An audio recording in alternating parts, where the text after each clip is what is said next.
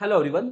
मैं डॉक्टर अनुज कुमार और स्वागत करते हैं आपका आपके अपने YouTube channel Fearless Innocent Math पर, जहां पर आपको मिलता है BSc MSc NET GATE JAM और कॉम्पिटिटिव एग्जाम्स के लिए mathematics video lecture. Dear students, आज हम यूनिट 3 डिफरेंशियल कैलकुलस सेकंड में एक काफी इंपॉर्टेंट टॉपिक कवर करने वाले हैं और टॉपिक का नाम आपने देख लिया होगा, Lagrange method of multiplier. Lagrange method of multiplier चाहे बीएससी का एग्जाम हो, एमएससी का हो, बीटेक का हो, इस टॉपिक से एक लॉन्ग क्वेश्चन आपको देखने को जरूर मिलता है। तो ये काफी इंपॉर्टेंट टॉपिक है जो कि आज हम कवर करेंगे। तो यूनिट 3 डिफरेंशियल कैलकुलस सेकंड में जो टॉपिक का नाम है वो आपको पता लग ही गया, Lagrange method of multiplier. Cover क्या क्या करेंगे हम इस मेथड को कब अप्लाई करते हैं वो जानेंगे, और इससे हम एक्सट्रीम वैल्यू फंक्शन की फाइंड करते हैं, एक्स वाई जेड के फंक्शन की, by the using Lagrange method of multiplier. ठीक है, use of Lagrange method of multiplier, कब इसको यूज करते हैं, किन तरह के क्वेश्चंस में हम इसको यूज करते हैं, वो सब बातें हम डिस्कस करेंगे। वर्किंग रूल, क्वेश्चंस को करने के लिए हमारा क्या वर्किंग रूल रहेगा, कितने टाइप के क्वेश्चंस होंगे वो डिस्कस होगा। और बेसिकली इसमें 3 टाइप के क्वेश्चन में डिस्कस करने वाला हूं। ठीक है, वैसे मेथड तो सबका एक ही रहता है, लेकिन उसको मैंने टाइप्स में डिस्कस किया है ताकि आपको इजीली समझ में आ जाए कि किस क्वेश्चन में कौन सा टाइप लगाना है। ठीक है, तो 3 टाइप के एग्जांपल हम डिस्कस करेंगे लैग्रांज मेथड ऑफ मल्टीप्लायर के, और यह एज यूजुअल आपको लास्ट में होम असाइनमेंट भी प्रोवाइड किया जाएगा। तो बात करते हैं लैग्रांज मेथड ऑफ मल्टीप्लायर की नीड क्या है। मैंने आपको लास्ट की वीडियो में दो वेरिएबल के फंक्शन के लिए मैक्सिमा मिनिमा पढ़ाया था, एक्सट्रीम वैल्यू दो वेरिएबल के फंक्शन के लिए हमने फाइंड करनी सीखी थी। लेकिन अगर आपको फंक्शन में दो से ज्यादा वेरिएबल दे दिए जाए, 3 वेरिएबल दे दिए जाए या 4 वेरिएबल दे दिए जाए, इससे ज्यादा नहीं होंगे क्योंकि इससे ज्यादा फिर ये मेथड आपका जब काफी कॉम्प्लिकेटेड हो जाएगा। ये समझ लीजिए कि आपके सिलेबस में 3 वेरिएबल है। अगर आपका फंक्शन 3 वेरिएबल का फंक्शन है और उसकी आपको एक्सट्रीम वैल्यू निकालनी है, तो उसकी एक्सट्रीम वैल्यू निकालने के लिए हम कॉन्सेप्ट यूज करते हैं Lagrange method of undetermined multiplier का, ये जो आप कवर करने वाले हैं। वही मैंने यहाँ पर इंट्रोडक्शन में दिया भी है कि Lagrange method of multiplier is use to find the extreme value. Extreme value को हम मैक्सिमम वैल्यू मिनिमम वैल्यू दोनों के लिए हम एक्सट्रीम वैल्यू यूज करते हैं, है ना, ऑफ द फंक्शन ऑफ 3 और मोर वेरिएबल। जब 3 या 3 से ज्यादा वेरिएबल का फंक्शन हमारे पास होता है, उसकी एक्सट्रीम वैल्यू को फाइंड करने के लिए हमें कौन सा यूज करना होता है, Lagrange method of multiplier use करना होता है। ठीक है, when the variables are connected by the some relation, और यहाँ पर जो 3 वेरिएबल्स होंगे वे किसी ना किसी रिलेशन से कनेक्टेड होते हैं। तो ये हमारा होता है लैग्रांज मेथड ऑफ मल्टीप्लायर की हम कब यूज करते हैं, जब 3 वेरिएबल के फंक्शन की मैक्सिमम वैल्यू निकालनी हो, मिनिमम वैल्यू निकालनी हो, या ये कह दो कि एक्सट्रीम वैल्यू निकालनी हो, तब हमें Lagrange method of multiplier use करना है। 3 टाइप के क्वेश्चंस में डिस्कस करूंगा। पहले आते हैं हम टाइप 1 और उसके वर्किंग रूल पर।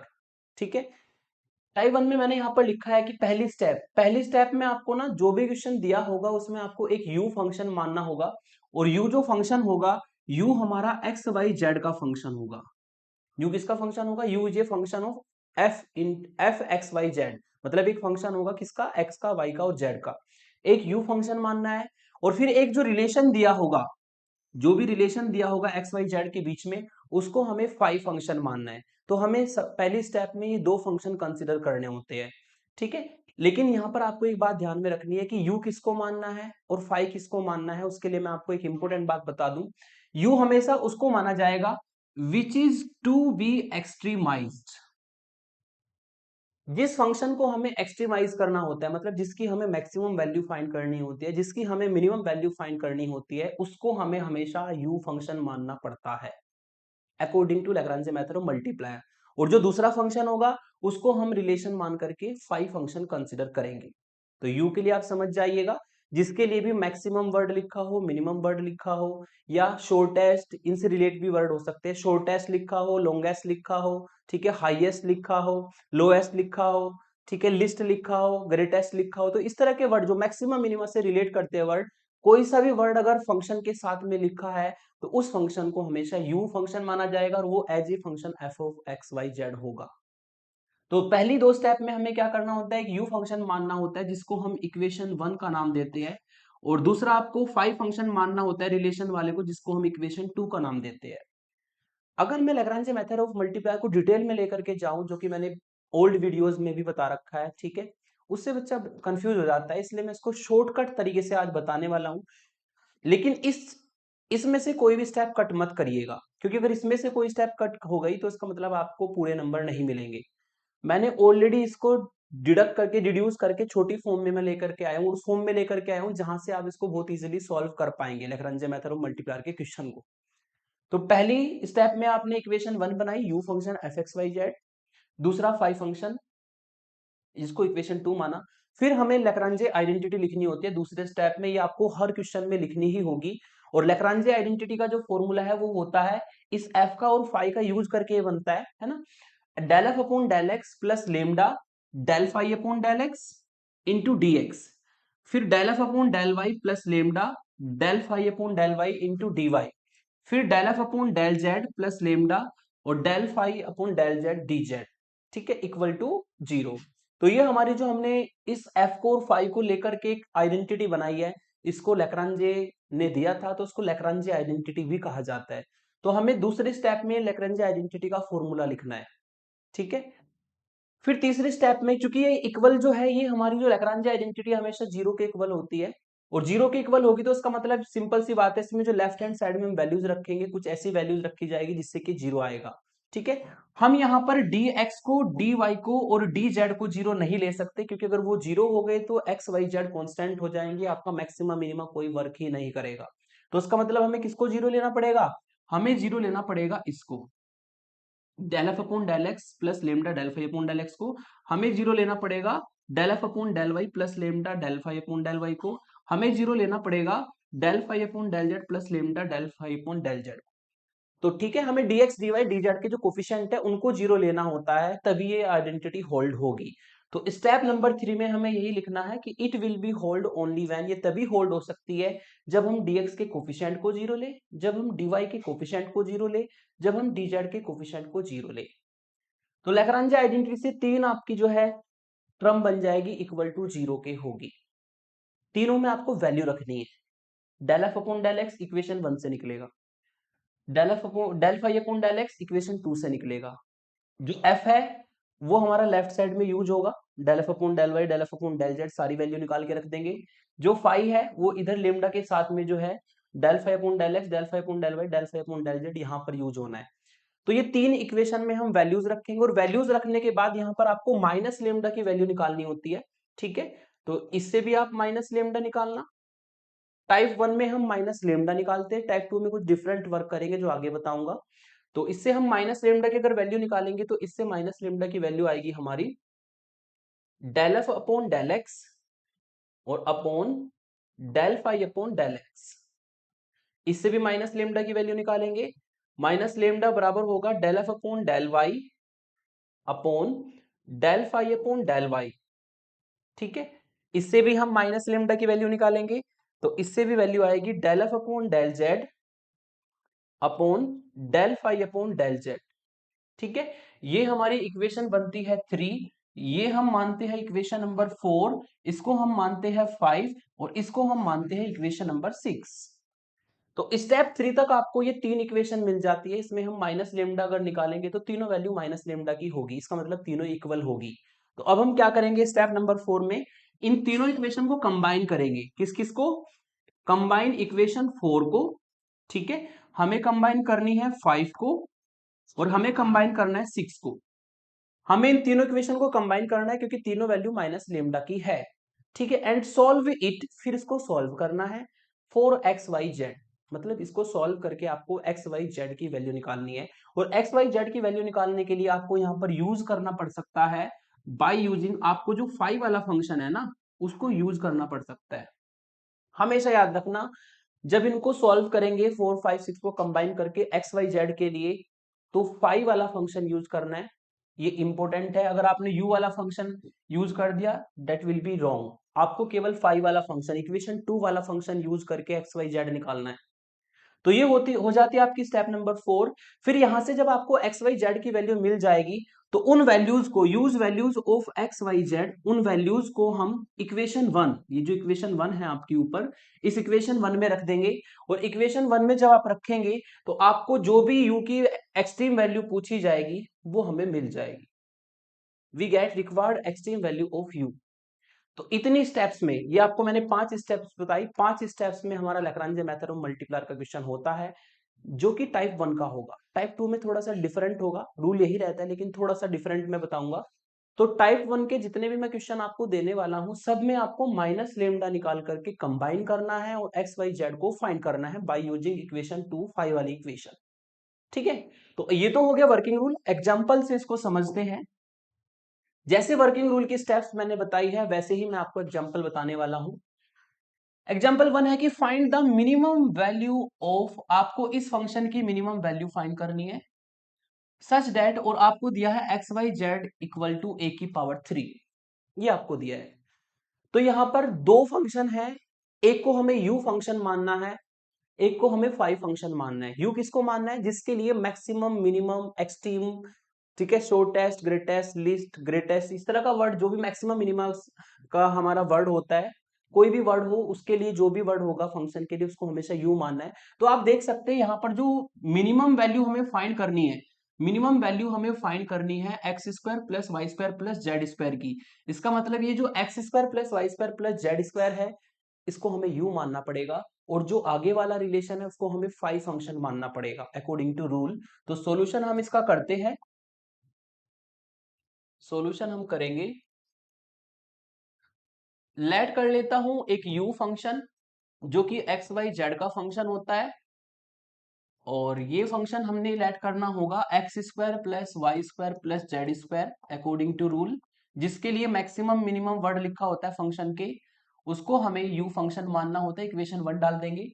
और दूसरा जो आपका फंक्शन है उसको हमें फाइव फंक्शन मानना होता है, और हमने लेट किया फाइव फंक्शन। फाइव फंक्शन होगा आपका एक्स वाई जेड, और ये ए क्यूब इधर ले आएंगे तो ए की पावर 3 इक्वल टू 0, इसको हमें इक्वेशन नंबर 2 डालना होगा। तो पहली स्टेप कंप्लीट हुई, हमने यू फंक्शन माना और फाइव फंक्शन माना। अब हमें लैग्रांज आइडेंटिटी को लिखना है। नाउ बाय लैग्रांज आइडेंटिटी, अब हमें लैग्रांज आइडेंटिटी को लिखना है। लैग्रांज आइडेंटिटी हमारी क्या होती है? लैग्रांज आइडेंटिटी हमारी होगी del F upon del x plus lambda, formula बताया था अभी मैंने आपको, del phi upon del x into D x, ठीक है, plus del F upon del Y plus lambda del phi upon del Y into D y, plus del F upon del Z plus lambda del phi upon del z into d z और equal to 0, equation 3 डाल देंगे। ठीक है, और ये मैंने बताया था ये इक्वेशन कब होल्ड होती है? जब हम dx dy dz के कोफिशिएंट को सेपरेटली 0 लेते हैं, विच होल्ड्स इफ, ये तभी होल्ड होगी जब आप इसमें dx का कोफिशिएंट जो है del F upon del x plus lambda del phi upon del x इसको 0 लेंगे। ठीक है, जब आप 0 लेंगे del F upon del Y plus lambda del phi upon del y को 0 लेंगे। ऐसे ही आप del F upon del Z plus lambda del phi upon del z को 0 लेंगे। अब आपको यहां पर सारी वैल्यू रखनी है। ये आपको पता ही है कि एफ फंक्शन कौन सा होगा, ये जो यू वाला फंक्शन है वो एफ फंक्शन होगा, और उसके नीचे फाई वाला फंक्शन है। तो हम क्या करेंगे, del F upon del x, del F upon del Y, del F upon del z partial differentiation करके यहां पर रखेंगे। तो इससे आपको मिलेगा, दिस इंप्लाइज, इससे हम फाइंड कर सकते हैं values del F upon del x की, एक्स के रेस्पेक्ट में करेंगे तो एक्स स्क्वायर का पार्शियल डिफरेंशिएशन होगा 2x, y square constant, z square constant, और आप जानते हैं कॉन्स्टेंट का डिफरेंशिएशन 0 होता है। तो del F upon del x की वैल्यू 2x होगी, ऐसे ही del F upon del Y की वैल्यू 2y होगी, del F upon del Z की वैल्यू 2z होगी। ये पार्शियल डिफरेंशिएशन है। पार्शियल डिफरेंशिएशन आपको पता है कि x के रेस्पेक्ट में वाई जेड कॉन्स्टेंट, वाई के रेस्पेक्ट में एक्स जेड कॉन्स्टेंट, जेड के रेस्पेक्ट में एक्स वाई कॉन्स्टेंट, उसी का कॉन्सेप्ट को यूज करते हुए हमने ये तीनों डिफरेंशिएशन किए, प्लस लेमडा। अब हम फाई का करेंगे एक्स के रेस्पेक्ट में, फाई का करेंगे वाई के रेस्पेक्ट में, फाई का करेंगे जेड के रेस्पेक्ट में, और यहां पर वैल्यू रखेंगे। यदि आप फाई का करते हो एक्स वाई जेड के रेस्पेक्ट में, तो फाई का जब एक्स के रेस्पेक्ट में करेंगे तो वाई जेड रहेगा कांस्टेंट, एक्स का हो जाएगा 1, ए क्यूब का 0। वाई के रेस्पेक्ट में करेंगे तो एक्स जेड रहेगा कांस्टेंट, वाई का हो जाएगा 1, ए क्यूब का 0 क्योंकि कांस्टेंट है। जेड के रेस्पेक्ट में करेंगे एक्स वाई रहेगा कांस्टेंट और जेड का हो जाएगा 1, ए क्यूब का 0। तो ये आपको मिलेगा डिफरेंशिएशन करने पर। तो डिफरेंशिएशन करने पर जब हम वैल्यू रखेंगे तो ये तीन इक्वेशन मिलेगी अकॉर्डिंग टू रूल। मैंने बताया था आपको माइनस लेमडा तीनों से निकालना है, तो इससे भी मैं माइनस लेमडा निकाल लेता हूं। अगर यहां से माइनस लेमडा की वैल्यू फाइंड करेंगे तो माइनस लेमडा हमारा आएगा -2x अपॉन वाई जेड के। ऐसे ही यहां से जब आप माइनस लेमडा निकालोगे तो यहां से आएगा आपका 2y, सॉरी माइनस है ना, तो माइनस तो हमारा इधर एडजस्ट हो गया, तो ये आएगा आपका 2x अपॉन वाई जेड, ये आपको मिलेगा 2y अपॉन एक्स जेड। और यहां से अगर माइनस लेमडा की वैल्यू निकालेंगे तो ये आएगा 2z अपॉन एक्स वाई। तो तीनों से आपको जो है इक्वेशन नंबर 4, 5 और 6 मिल जाएगी। तो तीनों से हमारी माइनस लेमडा की वैल्यू निकल गई। चूंकि तीनों वैल्यू माइनस लेमडा की है तो अब इन तीनों को कंबाइन कर लेते हैं, फ्रॉम 4, 5 एंड 6। ठीक है, तो यहां से आपको मिलेगा 2x equal to Y Z के, 2y equal to x Z के, और 2z equal to, sorry 2z upon x y के। तीनों की तीनों वैल्यू चूंकि माइनस लेमडा की है तो तीनों बराबर होगी। अब यहां पर हम जब इस स्टेप में आएंगे तो आपको थोड़ा सा प्रैक्टिस करनी होगी। आपको करना क्या है कि इन तीनों फ्रैक्शन को लेते हुए और इक्वेशन 2, 5 वाली इक्वेशन को लेते हुए एक्स वाई जेड फाइंड करना है। लेकिन इन तीनों फ्रैक्शन को सॉल्व करने की मैं आपको एक ट्रिक बताता हूं कि आप कुछ इसमें ऐसा मल्टीप्लायर लीजिए, मल्टीप्लाई करो, डिवाइड करो, कुछ भी करो आप, ठीक है। आप इसमें कुछ ऐसा मल्टीप्लायर लो कि पहली टर्म तो आ जाए x में, ठीक है, दूसरी टर्म आ जाए आपकी ये y में, केवल y होश में, और तीसरी टर्म आ जाए z में। आप कुछ ऐसा मल्टीप्लायर लो कि पहली टर्म में खाली x दिखे, दूसरे में खाली y दिखे, तीसरे में खाली z दिखे। उसके लिए आपको उसको सॉल्व करना पड़ सकता है, ठीक है, जैसे कि मैं करूंगा। अगर देखा जाए तो यहां पर जो 2 है, यहां पर जो 2 है, 2 जो है वो आपका हर टर्म पे है, तो ये 2 से, ये 2 से, ये 2, ये तीनों के तीनों 2 कट जाएंगे। फिर जो बचा है उसमें मैंने क्या किया, ऊपर भी मैंने x की मल्टीप्लाई की तो x और x मिलकर के एक्स स्क्वायर हो जाएगा, नीचे भी मैंने x की मल्टीप्लाई की। सेकंड टर्म में ऊपर मैंने y की मल्टीप्लाई की, नीचे भी मैंने y की मल्टीप्लाई की। थर्ड टर्म में मैंने ऊपर z की मल्टीप्लाई की, नीचे भी मैंने z की मल्टीप्लाई की। ऐसा करने से जो डिवाइड में है वो सेम आएगा, एक्स वाई जेड से एक्स वाई जेड कट जाएगा, और यहां से आपको वैल्यू मिलेगी एक्स स्क्वायर बराबर वाई स्क्वायर बराबर जेड स्क्वायर। तो आप देखिए आपने कुछ ऐसे मल्टीप्लायर लिया कि पहली टर्म में खाली एक्स आ गया, इक्वल टू दूसरी टर्म में खाली वाई आ गया, तीसरी टर्म में जेड आ गया। इसके लिए आपको थोड़ा सा प्रैक्टिस करनी पड़ेगी, ठीक है। आपको क्वेश्चन से ही पता लगेगा कि इसमें मल्टीप्लायर हमें क्या लेना है, जिससे कि पहली टर्म एक्स की आए, दूसरी टर्म वाई की आए, तीसरी टर्म जेड की आए। इसको थोड़ा सा और आगे बढ़ा लेते हैं। अगर इसको हम आगे बढ़ाते हैं तो यहां से आपको मिलेगा x equal to y equal to z, ठीक है। तो x equal to y equal to z हमारी ये इक्वेशन बन जाएगी, कौन सी, इक्वेशन नंबर 7। अब मैंने बताया था एक्स वाई जेड की वैल्यू निकालनी है और आपको 5 वाली इक्वेशन यूज करनी है हमेशा।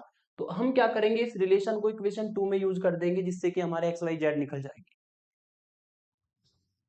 Sorry, using 7 in equation 2, equation 2 में यूज करेंगे, इससे आपको मिलेगा, सॉरी, तो ये हमारा एक्स वाई जेड माइनस ए क्यूब है ना, यहाँ पे लिख देता हूं, एक्स वाई जेड माइनस ए क्यूब का मतलब ए की पावर 3। तो इसमें हमें क्या करना है, एक्स की, वाई की और जेड की तीनों की वैल्यू बराबर करनी है। तो इसका मतलब एक्स इंटू वाई की वैल्यू भी एक्स, जेड की वैल्यू भी एक्स, ठीक है। तो तीनों की तीनों वैल्यू हमारी एक्स हम रख देंगे, इक्वल में आएगा ए की पावर 3, और यहां से आपको मिलेगा एक्स की पावर 3 इक्वल टू ए की पावर 3, और इससे आपको एक्स की वैल्यू मिल जाएगी ए। और चूंकि एक्स बराबर वाई बराबर जेड है, ठीक है, तो फ्रॉम 7 वाई भी ए के बराबर होगा, ठीक है, एंड जेड भी ए के बराबर होगा, क्योंकि एक्स वाई जेड तीनों इक्वल है इक्वेशन नंबर 7 से। तो हमने क्या किया, इक्वेशन 2, 5 वाली इक्वेशन को यूज करते हुए एक्स की, वाई की, जेड की वैल्यू निकाल दी। अब लास्ट स्टेप पर चलते हैं, जिसकी हमें मिनिमम या मैक्सिमम वैल्यू पूछी है, यू होता है, तो यू की हम जो है लास्ट में वैल्यू निकालेंगे। नाउ यू की हमें मिनिमम वैल्यू पूछी थी, तो u मिनिमम हम निकालेंगे। और यहां पर ये जो u फंक्शन है इक्वेशन 1 में, इसमें हम x की जगह पर, y की जगह पर, z की जगह पर ये वैल्यू डाल देंगे इक्वेशन नंबर 8 से, ठीक है। इससे आपको मिलेगा x square plus y square plus z square, यानी कि a का स्क्वायर प्लस ए का स्क्वायर प्लस ए का स्क्वायर, और ये होगा 3a का स्क्वायर। तो ये जो वैल्यू है यही हमारी इस u फंक्शन की मिनिमम वैल्यू होगी by using Lagrange method of multiplier. तो ये होता है लैग्रांजे मेथड ऑफ मल्टीप्लायर का वर्किंग रूल, जिसको कि आपको यूज करना होता है। क्वेश्चन को मैंने एक कंप्लीटली करके दिखाया। आगे के क्वेश्चंस में मैं ये फॉर्मूले जो है इक्वेशन 2 और ये वाले ये डायरेक्ट लिखूंगा, तो आप समझ गए होंगे कि आपको कैसे करना है। ठीक है, चलिए दूसरा एग्जांपल लेंगे। सेकंड एग्जांपल हमारा है कि डिवाइड ए नंबर 24। आपका एक नंबर है 24, इसको हमें डिवाइड करना है इनटू 3 पार्ट्स, इसको 3 पार्ट्स में डिवाइड करना है। ठीक है, तो 3 पार्ट्स मैंने मान लिए कि x और y और z, ये तीन जो है इसके 24 के पार्ट है। सॉल्यूशन में ऑलरेडी लिख रखा है let x y z are 3 parts of 24। अगर ये 24 के 3 पार्ट है तो सिंपल सी बात है x plus y plus z किसके बराबर होगा, 24 के बराबर होगा, क्योंकि हमने 24 के 3 पार्ट माने हैं।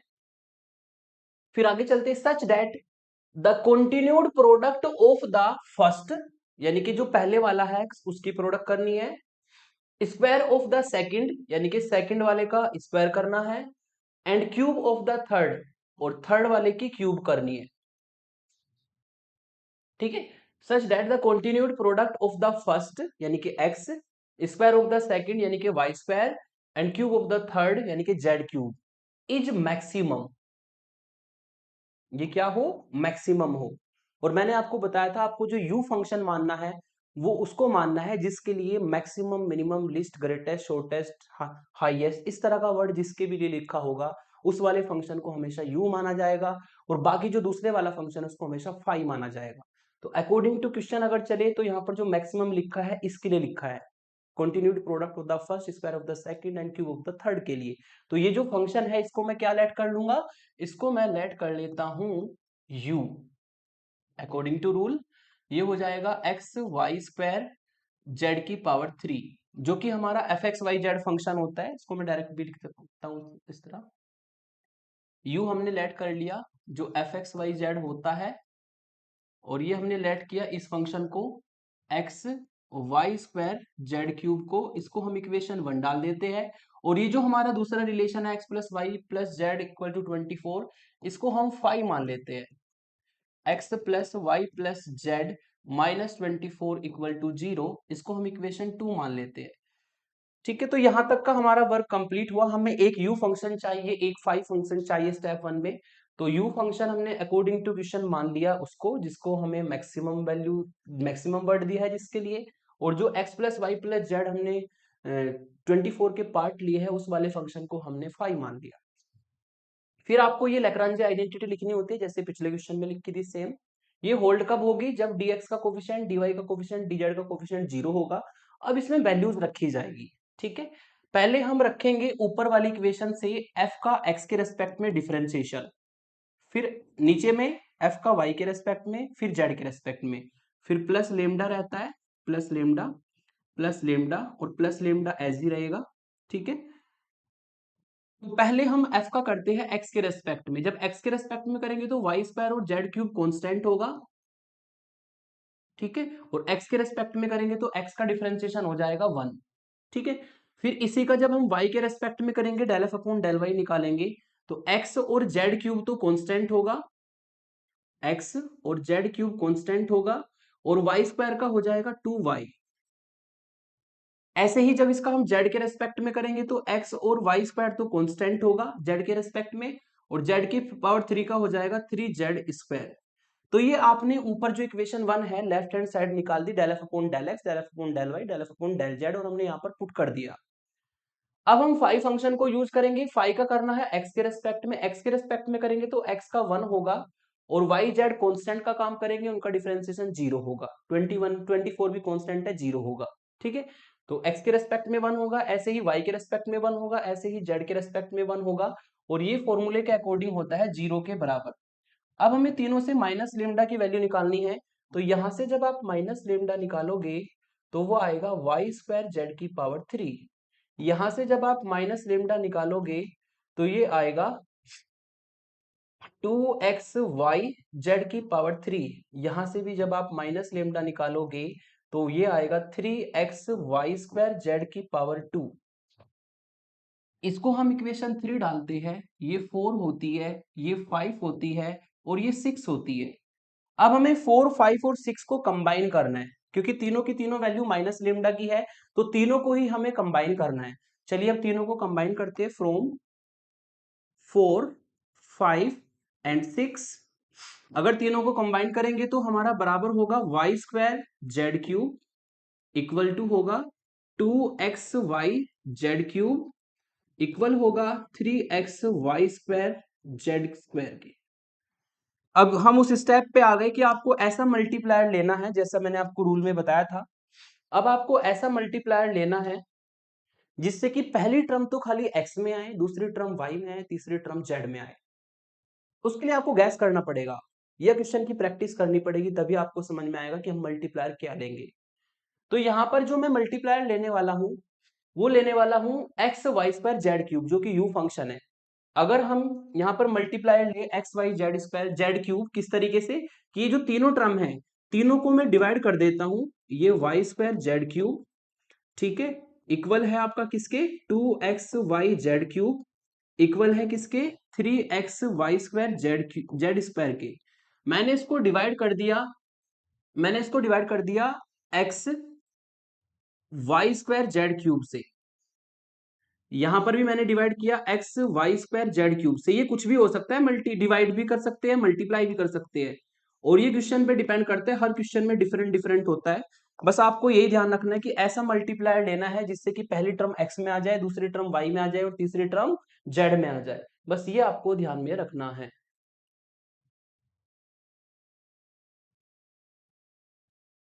तो इतना करने के बाद अब आपको देखना है कि इसमें कैंसिल क्या क्या होगा। अगर कैंसिल की बात करें तो यहाँ पर y² से y²z³ से z³ कट जाएगा, यहां पर बचेगा 1/x, ठीक है, इक्वल टू यहां पर आपका x से x और z³ से z³ कटेगा, y से y² कटेगा, तो यहां पर बचेगा 2/y। ऐसे ही यहां पर xy² से xy² z² से z² यहां पर बचेगा 3/z। तो अगर ये मल्टीप्लायर आप लेते हैं, डिवाइड अगर आप करते हैं इस वैल्यू से, इस एक्सप्रेशन से, तो देखो पहली टर्म आ गई x में, दूसरी टर्म आ गई खाली y में, तीसरी टर्म आ गई z में। इसके लिए आपको प्रैक्टिस करनी होती है। अब इसको सॉल्व करना है, x y z की वैल्यू निकालनी है, तो हम क्या करेंगे, इसको उल्टा कर लेते हैं। ये हो जाएगा x/1 y/2 और z/3, ठीक है। इसको मान लेता हूं मैं किसी वैल्यू k के बराबर, k से। अब अगर हम कंपेयर इसको ले और लास्ट वैल्यू को ले तो x की वैल्यू k आएगी, इसको ले और लास्ट वैल्यू को ले तो y की वैल्यू 2k आएगी, ठीक है। z को ले तो z की वैल्यू 3k आएगी। तो इस तरीके से हमने k अपने आप माना है और k को मान करके हमने x y z को k की फॉर्म में निकाल लिया। इसको मैं इक्वेशन 7 डाल लेता हूँ। x y z अभी तक नहीं निकले क्योंकि k हमारा अननोन है, k हमने अपने आप डाला है, k तो केवल सॉल्यूशन करने का तरीका है, ठीक है। तो k की वैल्यू को निकालने के लिए मैंने बताया था आपको 5 वाली इक्वेशन यूज करनी होती है। तो जो इक्वेशन 2 है उसमें हम ये वैल्यू रख लेते हैं जिससे हमारा k फाइंड हो जाएगा। यूजिंग 7 इन 2, यूजिंग 7 इन 2, यूजिंग 7 इन 2, इसको 2 में रखेंगे, वी गेट, जब 2 में आप रखोगे तो 2 आपकी इक्वेशन है, यहां पे लिख देता हूं x plus y plus z equal to 24, ये हमारी इक्वेशन है। तो इसमें x की वैल्यू डालो k, y की वैल्यू डालो 2k, z की वैल्यू डालो 3k, इक्वल होगा 24k, and this will be 1 plus 2 plus 3 6k equal to 24। तो ऐसा करने से क्या होगा, k की वैल्यू आ जाएगी आपकी 4, k की वैल्यू कितनी आएगी 4। तो अब हम क्या करेंगे, इस k की वैल्यू को 7 में रख देते हैं, यूजिंग इन 7, यूजिंग इन 7। अगर आप इसको 7 में रखोगे तो x आपको मिलेगा k के बराबर यानी कि 4k, y आपको मिलेगा 2k के बराबर यानी कि 2 इंटू 4 8k, और z आपको मिलेगा 3 इंटू 4 यानी कि 12k। तो ऐसा करने से आपको x y z जो हमारे 24 के पार्ट थे ना वो हमारे निकल जाएंगे, जो हमने कंसीडर किए थे 24 के पार्ट। अगर आप इन तीनों को ऐड करोगे तो वही 24 ही आएगा, ठीक है। और जो मैक्सिमम वैल्यू है वो मैक्सिमम होगी आपकी, देन यू मैक्स आप निकाल सकते हो। यू मैक्स निकलेगा फंक्शन से, फंक्शन आपको दिया है x y² z³, तो यहां पर x की वैल्यू रखो 4 y की वैल्यू रखो 8 का स्क्वायर और z की वैल्यू रखो 12 की पावर 3। तो ये जो हमारी वैल्यू आएगी, ठीक है, ये एक्स वाई जेड की वो वैल्यू है जिससे कि u जो है हमेशा मैक्सिमम वैल्यू देगा। ठीक है, ये 24 का वो पार्ट है एक्स वाई जेड, कौन कौन से, 4 8 12, जिससे कि जो हमारा ये फंक्शन है x y square z cube ये हमेशा मैक्सिमम वैल्यू देगा। तो इस तरीके से आपका सेकंड एग्जांपल कंप्लीट हुआ। नेक्स्ट एग्जांपल चलते हैं। कोशिश करूंगा जितने भी इंपॉर्टेंट एग्जांपल, इंपॉर्टेंट कॉन्सेप्ट है इस एक ही वीडियो में Lagrange method of multiplier cover हो जाए।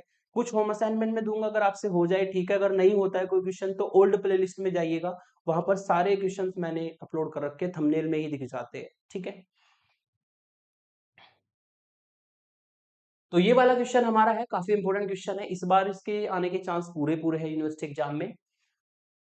Apply Lagrange method of multiplier, आपको Lagrange method of multiplier use करना है। Find the maximum and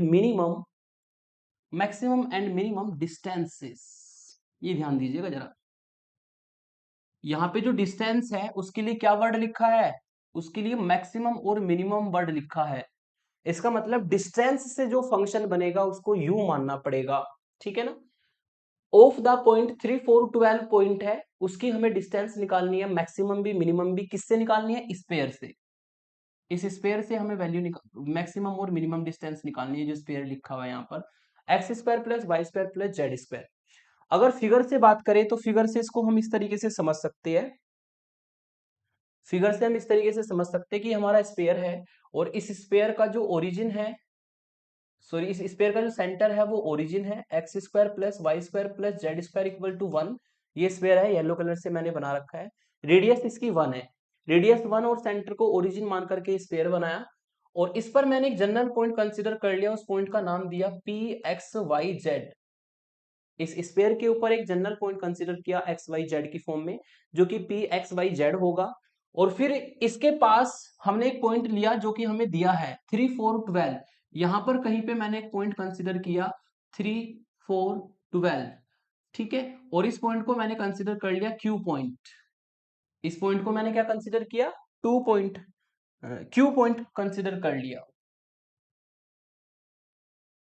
3 4 12। ठीक है, तो अब हमें क्या करना है, उस पॉइंट की इस स्पेयर से जो भी मैक्सिमम डिस्टेंस होगी वो निकालनी है, जो भी मिनिमम डिस्टेंस होगी वो निकालनी है। फिलहाल चूंकि डिस्टेंस की बात हुई है तो मैं यहां पर एक लाइन डाल देता हूं इस तरीके से। ठीक है, P से लेकर Q तक एक लाइन डालेंगे, यानी कि हमें P से लेकर Q तक की डिस्टेंस निकालनी है, जो भी मैक्सिमम होगी वो निकालनी है, जो भी मिनिमम होगी वो निकालनी है। सिंपल सी बात है, डिस्टेंस की बात हुई है और दो पॉइंट हमारे तैयार हो गए, एक तो P और एक Q। तो डिस्टेंस बिटवीन टू पॉइंट का फॉर्मूला लगा के आप P Q के बीच में डिस्टेंस निकाल सकते हैं, उसी से हमारा U फंक्शन बनेगा, क्योंकि आपको जो मैक्सिमम और मिनिमम वर्ड दिया है वो डिस्टेंस के लिए दिया है। ठीक है, तो इसको स्टार्ट करते हैं। Let P x Y z be any point on the sphere, जैसा कि मैंने फिगर में बताया। ठीक है, स्पेयर की इक्वेशन लिख देंगे और Q हमारा ये पॉइंट है 3 4 12। देन हम पी क्यू की डिस्टेंस निकाल सकते हैं। डिस्टेंस का फॉर्मूला आप सभी को पता होगा, अंडर रूट पी और क्यू की डिस्टेंस x माइनस 3 का whole square plus y minus 4 का होल स्क्वायर और प्लस z माइनस 12 का होल स्क्वायर। ये हमारी डिस्टेंस का फॉर्मूला होता है। डिस्टेंस का फॉर्मूला मैंने इसमें लगाया, पी क्यू के बीच में डिस्टेंस हमारी निकल जाएगी। अब डिस्टेंस को निकालने के बाद हम निकाल लेते हैं पी क्यू के स्क्वायर की वैल्यू, ताकि मोस्ट पॉजिटिव हम लेकर के चले पहले से ही।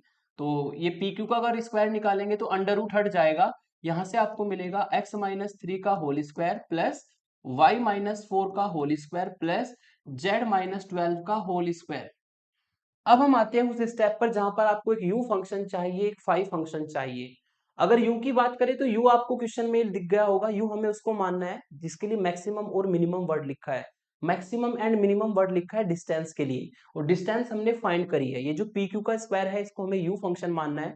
सिंपल सी बात है, फिर हमें फाई किसको मानना पड़ेगा, स्क्वायर को, x square plus y square plus z square equal to 1, उसको हमें फाई मानना पड़ेगा। ठीक है, तो हम कंसिडर कर लेते हैं u को, u हमारा इक्वल होगा, u यहां पर हमारा इक्वल होगा, ठीक है, ये फंक्शन जो हमने डिस्टेंस वाला लिया है x माइनस 3 का होल स्क्वायर प्लस y-4 का होल स्क्वायर प्लस z-12 का होल स्क्वायर, इक्वेशन 1 डाल दो। ठीक है, और जो दूसरा फंक्शन है फाई, उसको हम मान लेते हैं ये वाला फंक्शन जो स्क्वायर है x square plus y square plus z square -1 equal to 0, equation number 2 डाल देते हैं। और ये आप हमेशा ध्यान रखिएगा, जो u है वो एक f x Y z function होता है, यानी कि ये तो f का काम करता है, नीचे वाला हमारा फाई का काम करता है। ठीक है, लिख के दिखाना चाहो तो उसको एफ एक्स वाई जेड लिख सकते हो यू के बराबर, जैसे कि रूल में बताया था, या ऐसे भी आप यूज कर सकते हो। ठीक है, तो अब हम क्या करेंगे, इसमें सारी वैल्यूज रखेंगे लेग्रांजे आइडेंटिटी में, जैसा कि आपको पता है लेग्रांजे आइडेंटिटी पहले लिखनी होती है। इसको इक्वेशन नंबर 3 डाल देंगे। फिर ये होल्ड कब होगी, जब dx dy dz के कोफिशिएंट 0 रखे जाएंगे। अब इसमें सारी वैल्यूज को हम रख लेते हैं। ठीक है, सारी वैल्यू की बात करें, प्लस लेमडा और ये प्लस लेमडा तो एज इट इज रहेगा। ठीक है, हमें पहले करना है लेफ्ट वाले, यानी कि f का x के रेस्पेक्ट में, f का y के रेस्पेक्ट में और f का z के रेस्पेक्ट में डिफरेंशिएशन। f फंक्शन ये रहा, इसका x के रेस्पेक्ट में करो तो 2 इंटू एक्स माइनस 3 आएगा। y के रेस्पेक्ट में करेंगे तो 2 इंटू वाई माइनस 4 आएगा। z के रेस्पेक्ट में करेंगे तो x और y कांस्टेंट है, ये 0 हो जाएगा और यहां से आपको मिलेगा 2 इंटू जेड माइनस 12। ठीक है, तो हमने f का x के रेस्पेक्ट में पार्शियल डिफरेंशिएशन किया, y के रेस्पेक्ट में, z के रेस्पेक्ट में वैल्यू रख दी। अब फाई वाले फंक्शन को यूज करेंगे, फाई का x के रेस्पेक्ट में करेंगे तो 2x, y square Z square constant है, उनका 0 हो जाएगा, 1 का भी 0 हो जाएगा क्योंकि वो भी कॉन्स्टेंट है। ऐसे ही y के रेस्पेक्ट में करेंगे 2y, z के रेस्पेक्ट में करेंगे 2z और इक्वल टू 0। इन तीनों फॉर्मूलों में वैल्यू रख देंगे।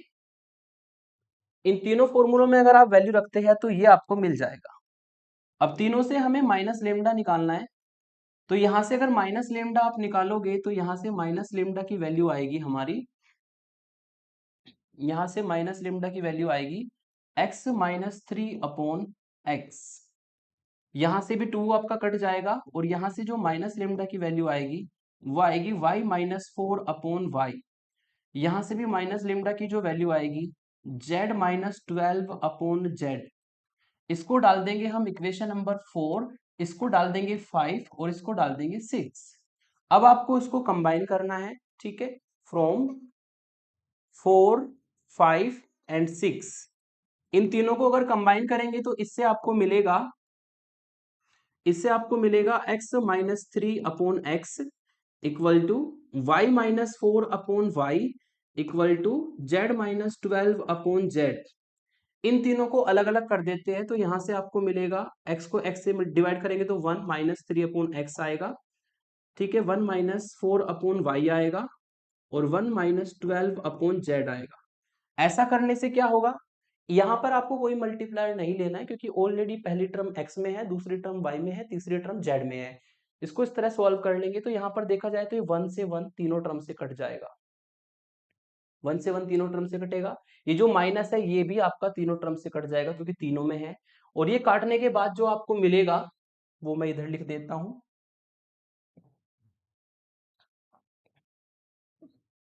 इसको काटने के बाद आपको जो एक्सप्रेशन वैल्यू देगा वो होगा, दिस इंप्लाइज, यहां से मिलेगा आपको 3/x इक्वल टू, यहां से मिलेगा आपको 4/y इक्वल टू, यहां से मिलेगा आपको 12/z। ठीक है, तो ये हमें एक्सप्रेशन मिल जाएगा जो कि पहली टर्म x में है, दूसरी y में है, तीसरी z में है। अब आपको क्या करना है, इनको रेसिप्रोकल कर देना है। रेसिप्रोकल करेंगे तो x y z ऊपर हो जाएंगे, इससे आपको मिलेगा x/3 y/4 और z/12। इसको मान लेता हूं मैं k से, इसको k मान लिया। ऐसा करने से क्या होगा, इस वाले पार्ट को, लास्ट वाले पार्ट को लेंगे तो x की वैल्यू 3k आएगी, y की वैल्यू, इस वाले पार्ट को इसको लेंगे तो y की वैल्यू 4k आएगी और z की वैल्यू 12k आएगी। ठीक है, ये जो हमने माना है x Y Z equal to, x Y z की टर्म्स को के बराबर, के हमारा अननोन है, तो अब हमारा काम है के को फाइंड करना। इक्वेशन नंबर 7 डाल लेते हैं। के को फाइंड करने के लिए हमें वही फाइव वाली इक्वेशन को यूज करना होगा, जैसे कि आपको रूल में बताया था मैंने। के को निकालने के लिए इस फाइव वाली इक्वेशन को यूज करेंगे, और फाइव वाली इक्वेशन को यूज कैसे करेंगे, यूजिंग 7 इन 2, यूजिंग 7 इन 2। अगर हम 7 इक्वेशन को 2 में यूज करेंगे तो इक्वेशन 2 हमारी है x square plus y square plus z square equal to 1। तो एक्स स्क्वायर का मतलब 3k का square 9k square plus y square यानी कि 4k का स्क्वायर, 4k के स्क्वायर की अगर बात करें तो 16k स्क्वायर, जेड स्क्वायर यानी कि 12 का स्क्वायर 144k स्क्वायर इक्वल में आएगा 1। इसको सॉल्व करके मिलेगा 169k स्क्वायर इक्वल में आएगा 1। इसको सॉल्व करेंगे तो यहाँ से k स्क्वायर की वैल्यू आएगी 1/169, और अगर इसको सॉल्व करेंगे तो k की वैल्यू आएगी प्लस माइनस 1/13। यहाँ से आपको प्लस माइनस 1/13 की वैल्यू मिल जाएगी k की। इसको बॉक्स में ले लेते हैं। अब इस k की वैल्यू को हम 7 में रखेंगे using k equal two plus minus 1/13 इन 7। ऐसा करने से आपको एक्स वाई जेड की वैल्यू मिल जाएगी। इससे आपको मिलेगा वी गेट x की वैल्यू हमारी आएगी प्लस माइनस 3/13, y की वैल्यू आएगी प्लस माइनस 4/13, z की वैल्यू आएगी प्लस माइनस 12/13। तो ये हमारे इस तरीके से x y z निकल जाएंगे। ठीक है, एक्स वाई जेड जो कि पॉइंट हमने स्पेयर पर माना था वो हमारे फाइंड हो गए यहां तक। अब चूंकि उसने मैक्सिमम और मिनिमम डिस्टेंस पूछी है तो एक डिस्टेंस मैक्सिमम आएगी क्यू से इस पॉइंट की और एक डिस्टेंस मिनिमम आएगी। वो कैसे आएगी, एक बार हम तीनों का पॉजिटिव साइन लेंगे, एक बार तीनों का हम नेगेटिव साइन लेंगे। ठीक है, एक बार तीनों का अगर पॉजिटिव साइन लेते हैं तो पॉइंट हमारे जो बनेंगे उसको हम लेट कर लेते हैं, पी था P1 मान लेते हैं। लेट पहले पॉइंट को P1 मान लिया विद पॉजिटिव साइन 3/13, 4/13 और 12/13। दूसरा पॉइंट को मैंने P2 माना, उसमें निगेटिव पॉइंट लिए -3/13, -4/13 और 12/13 निगेटिव साइन के साथ। और Q आपको पता ही है, Q हमें दिया है 3, 4, 12। ठीक है, तो अब इन पॉइंटों की हमें डिस्टेंस निकालनी है। पहले हम निकालेंगे P1 की डिस्टेंस Q से, फिर हम निकालेंगे P2 की डिस्टेंस Q से। एक आएगी मैक्सिमम, एक आएगी मिनिमम। देखते हैं कौन सी मैक्सिमम मिनिमम आएगी। ठीक है, तो नाउ हमें निकालना है QP1।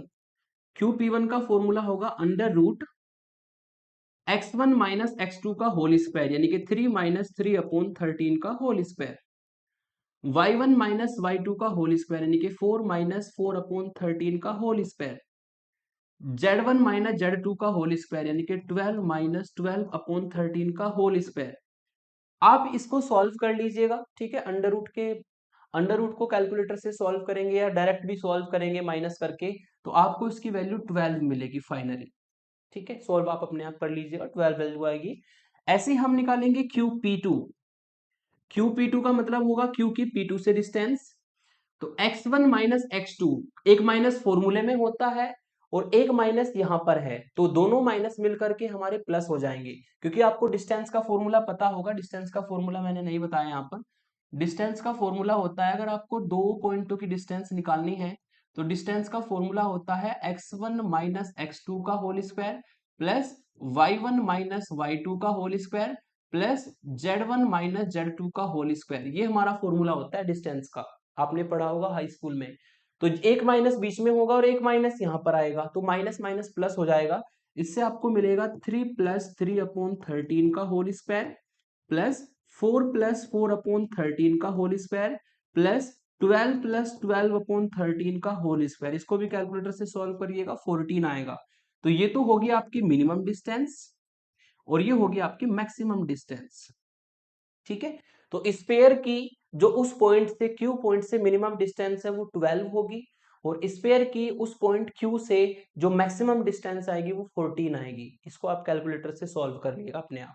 तो लास्ट में आप चाहे तो लिख भी सकते हैं hence maximum and minimum distance, maximum and minimum distance of Q point 3, 4, 12 to the sphere x square plus y square plus z square equal to 1 is maximum तो होगी 14, ठीक है, एंड मिनिमम होगी 12 रेस्पेक्टिवली।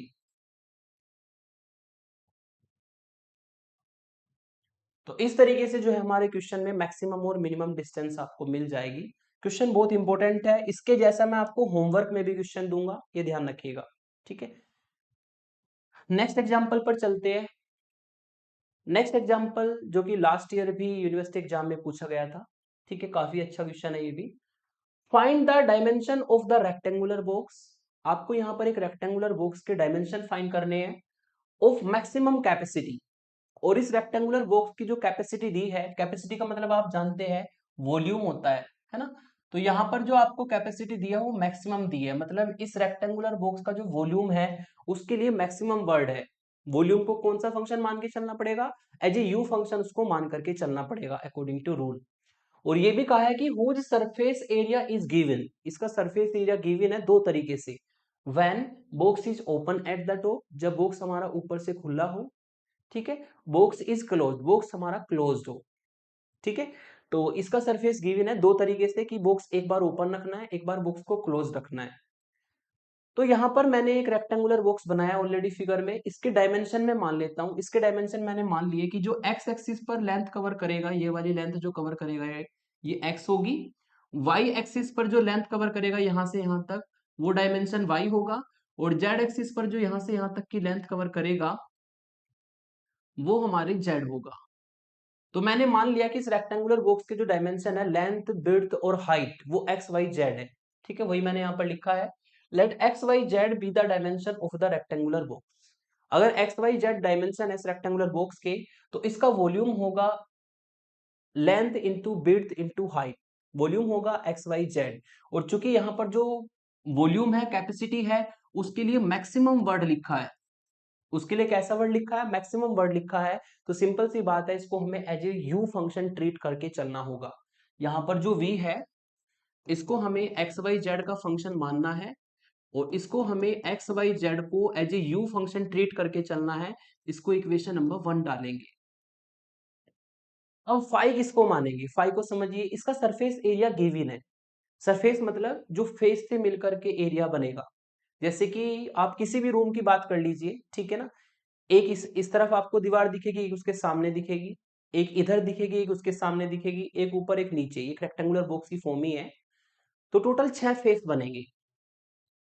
अगर आपको इसका सरफेस एरिया निकालना है तो 6 के 6 फेस जो रेक्टेंगल फॉर्म में आएंगे उसका एरिया आपको चाहिए, ठीक है। तो यहां पर अगर आप बात करें इस फेस की, जो मैं किसी डिफरेंट कलर से लेता हूं, मैंने ले लिया यहां पर ये वाला कलर लेता हूं।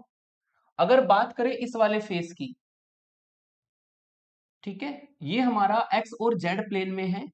ये किस किस प्लेन में है, एक्स और जेड प्लेन में है। तो इस रेक्टेंगल का जो एरिया होगा एक्स जेड होगा। सेम जो इसके सामने वाला फेस है, ये वाला, इसके जो सामने वाला फेस है ये वाला, ये भी हमारा एक्स जेड प्लेन में है।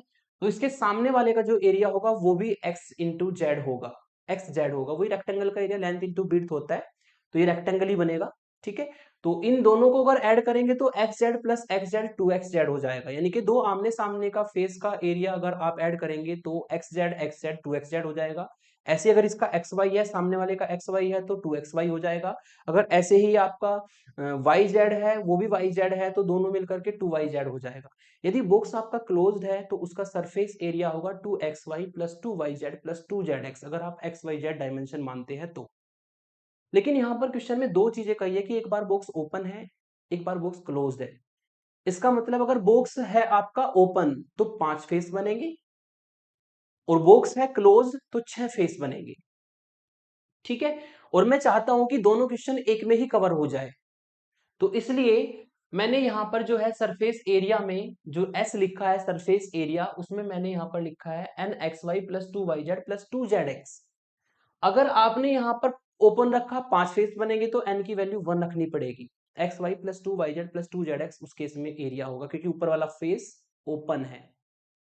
लेकिन अगर बॉक्स क्लोज्ड होगा तो यहाँ पर आपको n की वैल्यू 2 रखनी पड़ेगी, क्योंकि टोटल 6 फेस बनेंगे, और उस केस में जो सरफेस एरिया बनेगा 2xy plus 2y z plus 2z x आएगा। मैं दोनों क्वेश्चन को एक ही में करना चाहता हूं, इसलिए मैंने यहाँ पर n रख दिया, और मैंने लिख दिया नीचे कि व्हेन n इक्वल टू 1, जब हम इसमें n को 1 रखेंगे तो बॉक्स हो जाएगा ओपन, 5 फेस हो जाएंगे। और जब हम इसमें n को 2 रखेंगे तो बॉक्स हो जाएगा क्लोज्ड, ठीक है। तो ये मैंने लिख दिया। लास्ट में हम क्या करेंगे, एन लेकर के क्वेश्चन को सॉल्व कर लेते हैं और लास्ट में जाकर के एक बार एन को 1 रख देंगे, बॉक्स ओपन हो जाएगा। तो इसके केस में आपको डायमेंशन मिल जाएंगे। और जब एन को 2 रखेंगे तो आपको दूसरे वाला जो केस है बॉक्स क्लोज्ड वाला, उसके केस में भी डायमेंशन मिल जाएंगे। तो एन लेकर के हम सॉल्व करते हैं। सिंपल सी बात है, जो मैक्सिमम कैपेसिटी था उसको तो हम as a v function u function की तरह ट्रीट होगा, ये उसको हम इक्वेशन 1 मान चुके हैं।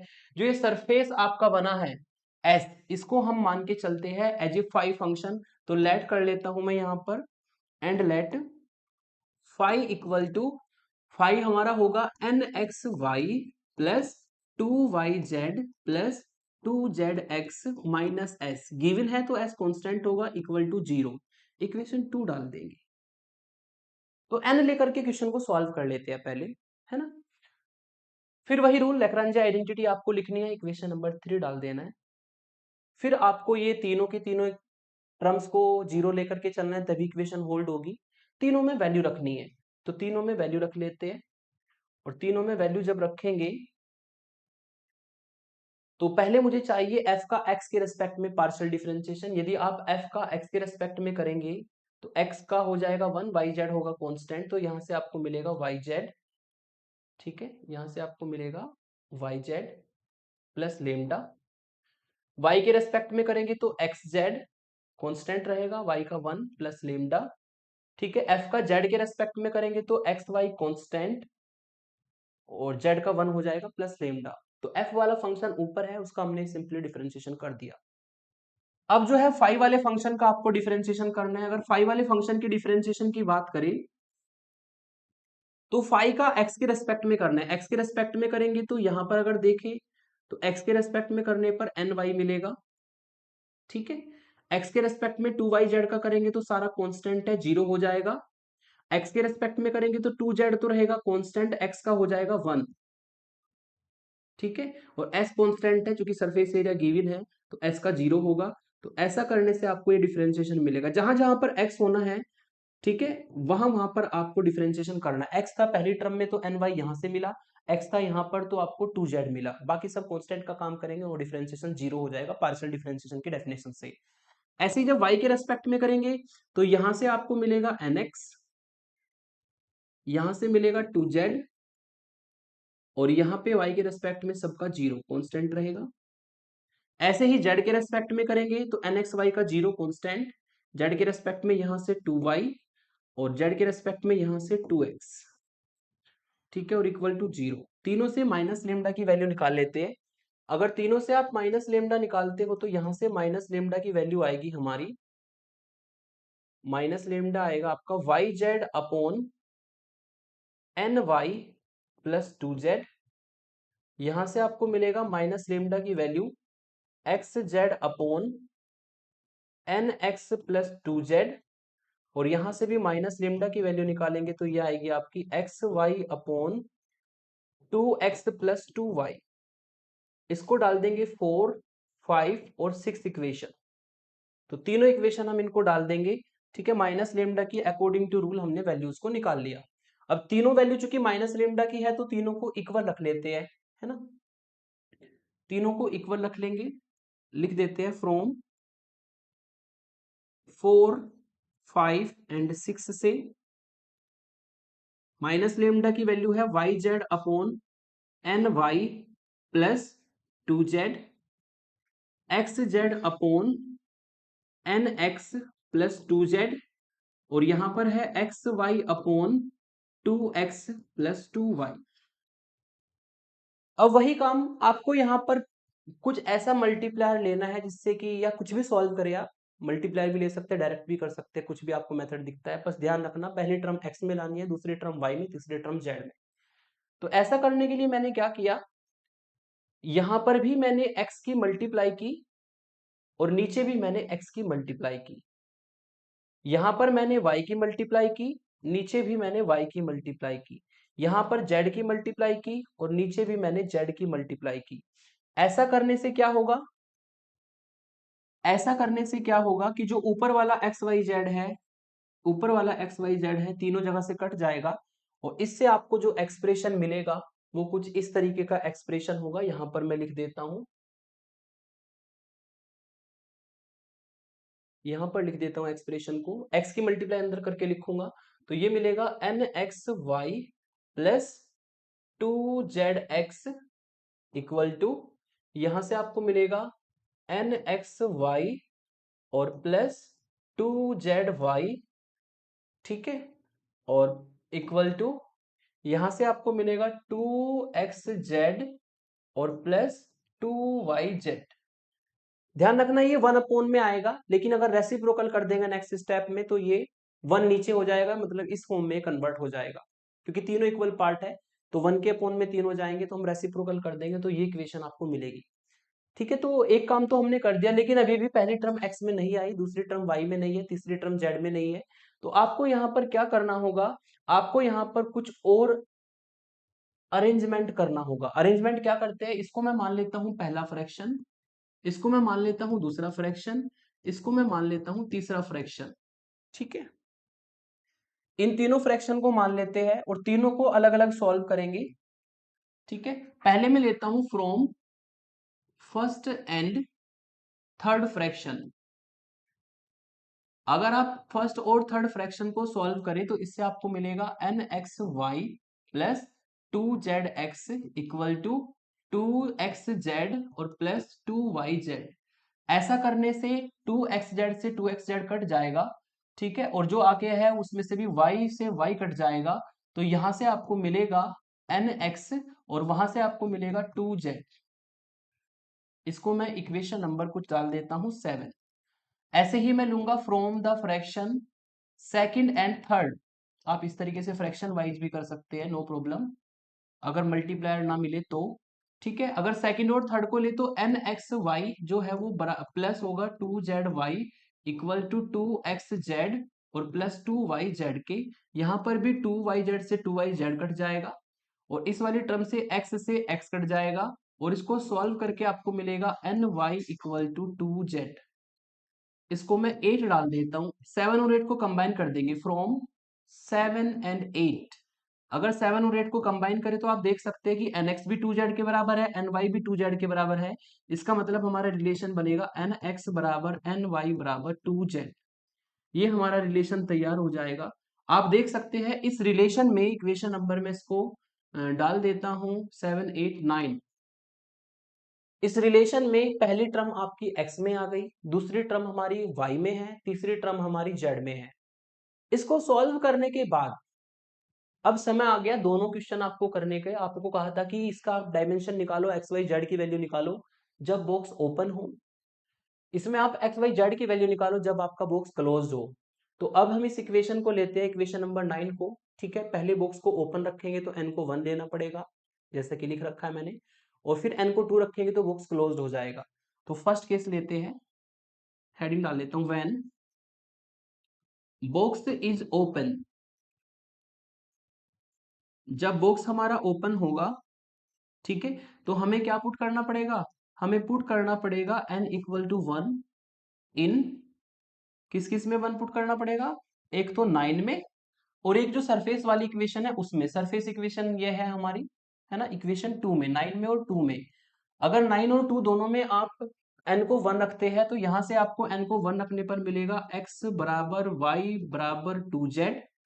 ठीक है, और यहां से आपको मिलेगा n को 1 रखने पर x y प्लस 2yz और प्लस 2zx और इक्वल टू में आएगा s, इक्वल टू में आएगा s।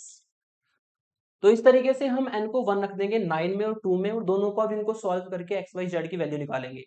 अब हमें ये जो एक्सप्रेशन है इक्वेशन नंबर 10 डालो, इसको 11 डालो। ठीक है, अब हमें 10 को 11 में यूज करना है और 10 को 11 में यूज करके हमें एक्स वाई जेड जो डायमेंशन है वो निकालने हैं।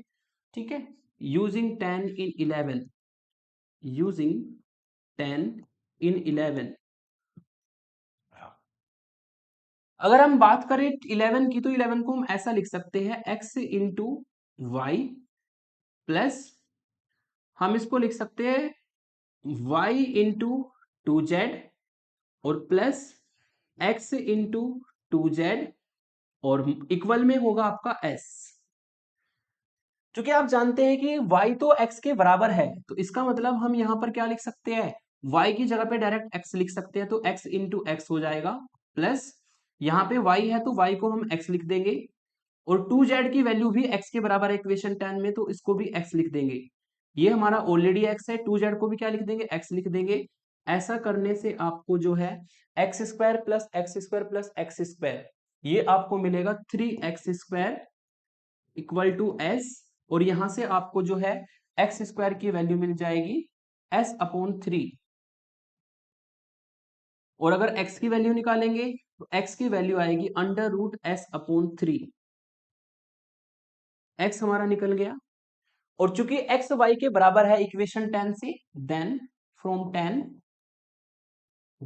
10 चूंकि x जो है y के बराबर है तो y की वैल्यू भी सेम होगी, √s/3 हो जाएगी हमारी वैल्यू, ठीक है। और 2z जो है x के बराबर है, तो z अगर निकालेंगे तो वो x/2 के बराबर होगा, मतलब 1/2 √s/3 आ जाएगा अगर यूज करेंगे तो ये हमारे डायमेंशन हो जाएंगे जब बॉक्स ओपन होगा। x होगा √s/3 यानी कि सरफेस एरिया अपॉन 3 का अंडर रूट, ऐसे y भी आपका √s/3, z भी आपका 1/2 √s/3। ये होगा उस केस में जब हमारा बॉक्स ओपन होगा, जब हम n को 1 लेकर के लास्ट में सॉल्व करेंगे। कुछ एग्जांपल ऐसे हैं जिसमें बॉक्स क्लोज नहीं होगा, तो आप डायरेक्टली शुरू से ही n को 1 लेकर के चलेंगे क्वेश्चन में, इसी तरीके से प्रोसीड करेंगे तो डायमेंशन निकल जाते हैं। अब दूसरा केस लेते हैं जब बॉक्स हमारा क्लोज्ड हो। दूसरा केस लेते हैं जब बॉक्स हमारा क्लोज्ड हो, ठीक है, यहीं पर लेता हूं।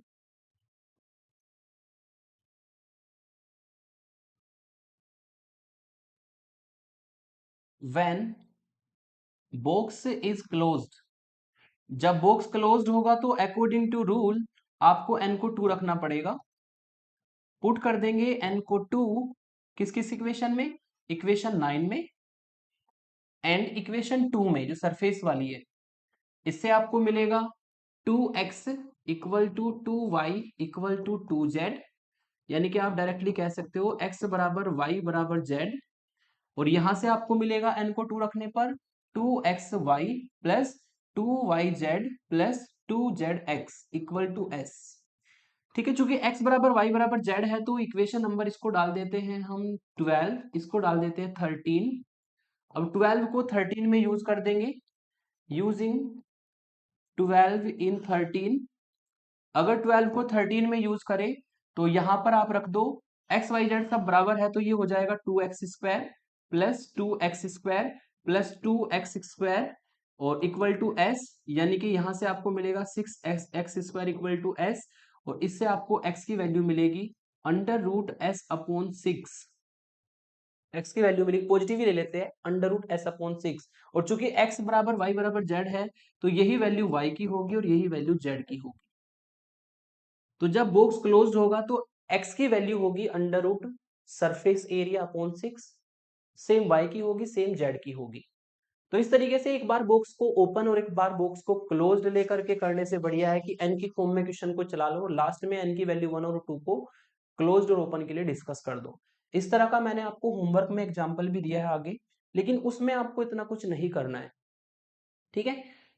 Example 1, divide A number such that the product of first square of the second cube of the third is maximum। Same question मैंने कराया है, ठीक है, के मान करके कर लीजिएगा। डिस्टेंस वाला मैंने क्वेश्चन करा दिया आपको, मैक्सिमम मिनिमम डिस्टेंस वाला।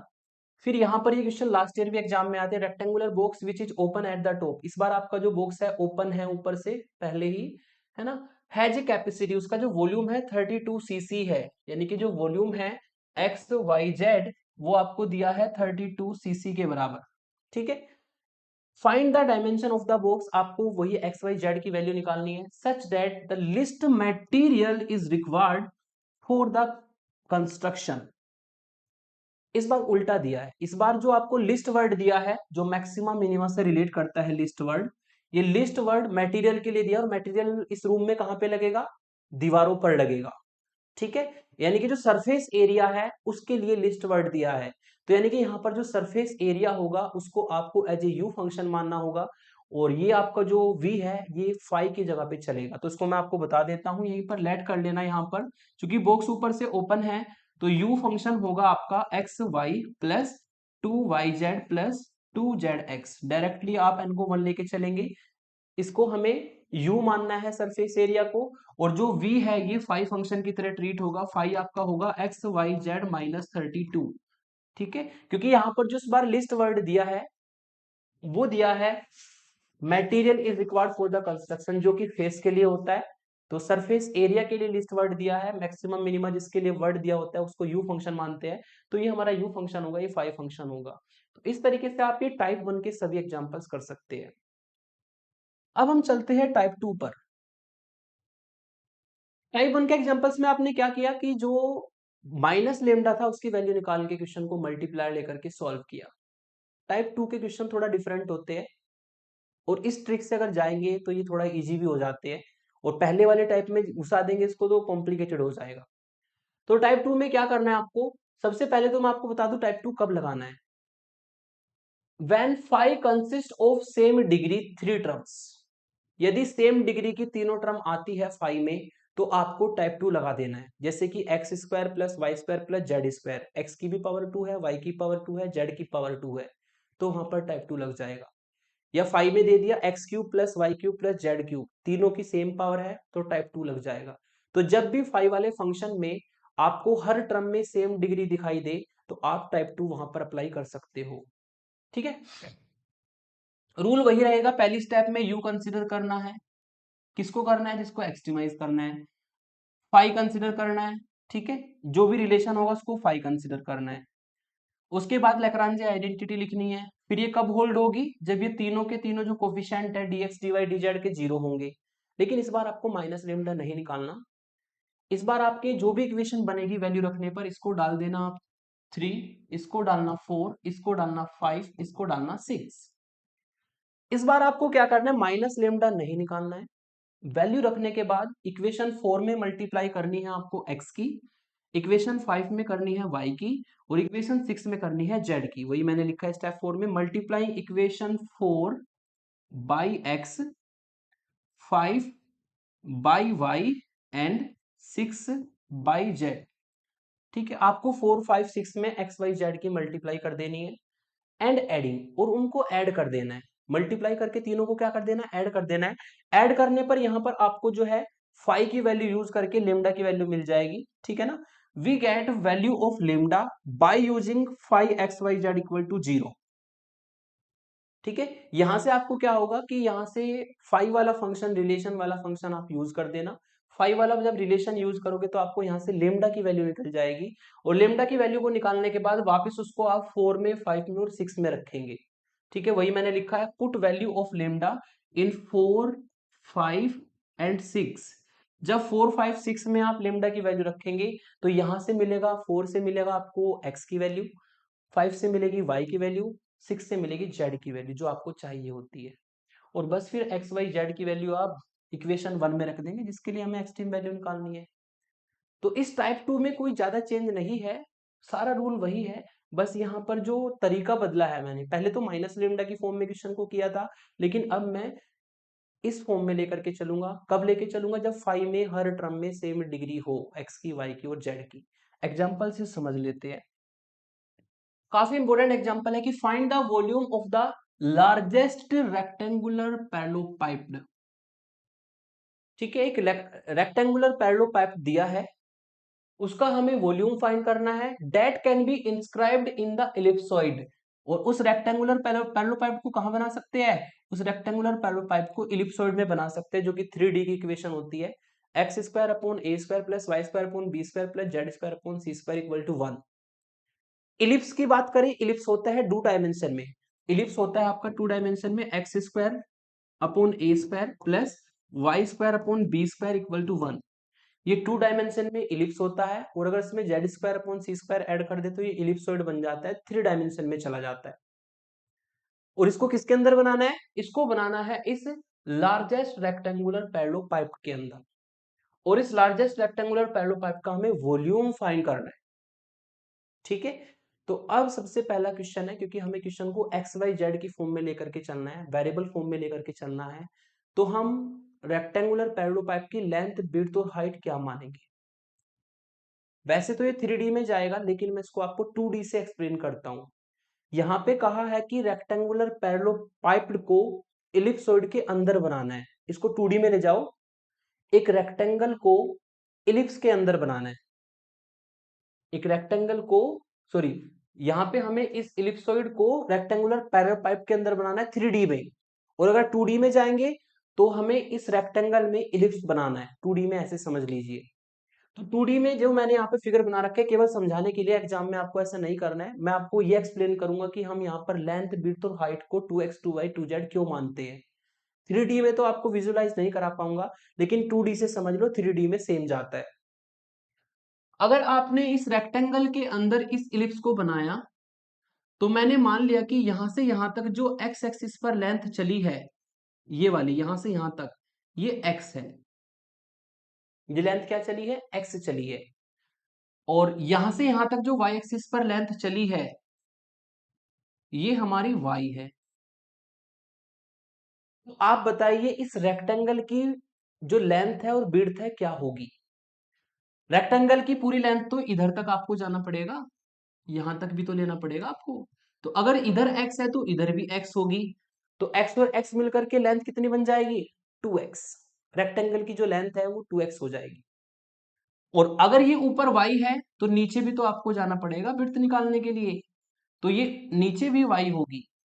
तो y और प्लस y मिलकर के कितना हो जाएगा, 2y।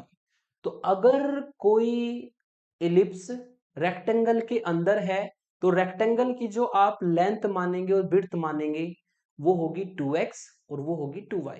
2x इसकी लेंथ होगी और 2y इसकी विड्थ होगी। सेम यहां पर 3D में होता है। अगर रेक्टेंगुलर पैरेललोपाइप्ड के अंदर अगर आप इलिप्सॉइड बनाएंगे, तो जो उसकी लेंथ, विड्थ और हाइट है, वो आपको x की फॉर्म में हमेशा 2x 2y 2z माननी है। अगर आपने गलती से x y z मान लिया, भले ही आंसर आपका सही आ जाए, लेकिन आपको नंबर नहीं मिलेंगे, ये ध्यान रखिएगा। और ये क्वेश्चन 2020 के एग्जाम में पूछा गया है, लॉन्ग क्वेश्चन में। ठीक है, तो यहाँ पर 2x 2y 2z मानना है, ये इंपॉर्टेंट बात है। जब भी, ठीक है, रेक्टेंगुलर पैरेललोपाइप के अंदर इलिप्सॉइड बनेगा, तो जो लेंथ, विड्थ और हाइट मानेंगे रेक्टेंगुलर पैरेललोपाइप की, वो क्या होगी, 2x 2y 2z होगी। और इसको मैंने आपको 2D से समझा दिया कि 2x 2y 2z कैसे मानते हैं। जैसे 2D में होता है वैसे इसको 3D में हम एक्सटेंड कर सकते हैं। 3D को विजुअलाइज कराना थोड़ा सा मुश्किल है, लेकिन 2D से आई थिंक आपको क्लियर हो गया होगा। तो हमने मान लिया कि 2x 2y 2z जो है लेंथ, विड्थ, हाइट है रेक्टेंगुलर पैरेललोपाइप की। देन इसका वॉल्यूम हम फाइंड कर सकते हैं। इसका वॉल्यूम कितना होगा, इसका वॉल्यूम होगा इसका length into width into height 2z। तो टोटल हो जाएगा 8xyz। और चूंकि रेक्टेंगुलर पैरेललोपाइप के लिए लार्जेस्ट वर्ड दिया है, रेक्टेंगुलर पैरेललोपाइप के लिए लार्जेस्ट वर्ड दिया है, तो इसका मतलब हमें जो वॉल्यूम उसका लिया है हमने, उसको हमें u फंक्शन की तरह ट्रीट करना होगा। तो ये जो हमारा आया है, इसको हम मान लेते हैं v, और इसको मान लेते हैं एक xyz का फंक्शन, और इसको u फंक्शन की तरह ट्रीट करेंगे, जो कि 8xyz आएगा। इक्वेशन नंबर 1 डाल देते हैं। और जो दूसरा ये आपका इलिप्सॉइड वाला रिलेशन है, इसको फाइव मान लेते हैं। X square upon A square plus y square upon B square plus z square upon C square minus 1 equal to 0। Equation number 2 डाल लेते हैं। ठीक है, तो इस तरीके से अगर लेंथ, विड्थ, हाइट मानते हैं, रेक्टेंगुलर पैरेललोपाइप के लिए लार्जेस्ट वर्ड दिया था, इसलिए मैंने उसको as a u function treat किया वॉल्यूम को। और जो आपका फाई है वो आपका इलिप्सॉइड हो जाएगा। फिर एज यूजुअल चलना आपको, लैग्रेंज आइडेंटिटी लिखनी है। यहां पर ये होल्ड होगा जब तीनों सेटिस्फाई होगी। तीनों में वैल्यू रख देते हैं। एफ का एक्स के रेस्पेक्ट में 8yz, वाई के रेस्पेक्ट में 8xz, जेड के रेस्पेक्ट में 8xy plus lambda plus lambda plus lambda. Phi का एक्स के रेस्पेक्ट में 2x अपॉन ए square, Y square Z square वाली टर्म कांस्टेंट 0 हो जाएगा। ऐसे ही 2y upon B square Y के रेस्पेक्ट में, 2z अपॉन सी स्क्वायर जेड के रेस्पेक्ट में, equal to 0 equal to 0 equal to 0। इसको अगर थोड़ा सा और सिंप्लीफाई कर दे तो टू को हम यहाँ से, टू को हम यहाँ से, टू को हम यहाँ से कॉमन ले सकते हैं और जीरो की तरफ ले जा सकते हैं। तो यहाँ पर बचेगा कॉमन लेने पर 4yz plus lambda x upon A square equal to zero. यहाँ पर बचेगा 4xz plus lambda y upon B square equal to zero. यहाँ पर बचेगा 4xy plus lambda z upon C square equal to zero. ठीक है, तो ये हमारी जो इक्वेशन है, ये इक्वेशन 4, ये 5, ये 6 बन जाएगी। और टाइप 2 में मैंने आपको बताया था कि यदि फाइव वाले फंक्शन में एक्स वाई जेड तीनों की जो टर्म है सेम पावर की हो, x square Y square Z square की फॉर्म में है, तो आप टाइप 2 लगाएंगे। टाइप 2 में मैंने बताया था इसमें करनी है एक्स की मल्टीप्लाई, इसमें वाई की, इसमें जेड की, उससे इजी पड़ता है ये, ठीक है ना। तो लिखना होगा आपको multiplying multiplying equation 4 by x, 5 by y and 6 by z and adding, और ऐड भी कर देना है फिर आपको। ठीक है, जब x की यहां पर करोगे तो 4xyz, जब y की यहां पर करोगे तो 4xyz, जब z की यहां पे करोगे तो 4xyz, 4xyz 4xyz 4xyz। पहली टर्म से तीनों को ऐड कर देता हूं, 4xyz plus 4xyz plus 4xyz plus दूसरी टर्म से लेमडा कॉमन आएगा। x की यहां पर करेंगे तो एक्स स्क्वायर अपॉन ए स्क्वायर, y की यहां पर करेंगे तो y square upon B square, और z की यहां पर करेंगे तो z square upon C square equal to zero.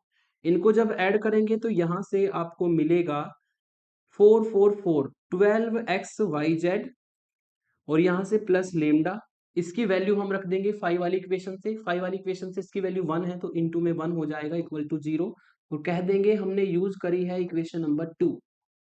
तो यहां से आपको लेमडा की वैल्यू मिल जाएगी माइनस के 12xyz।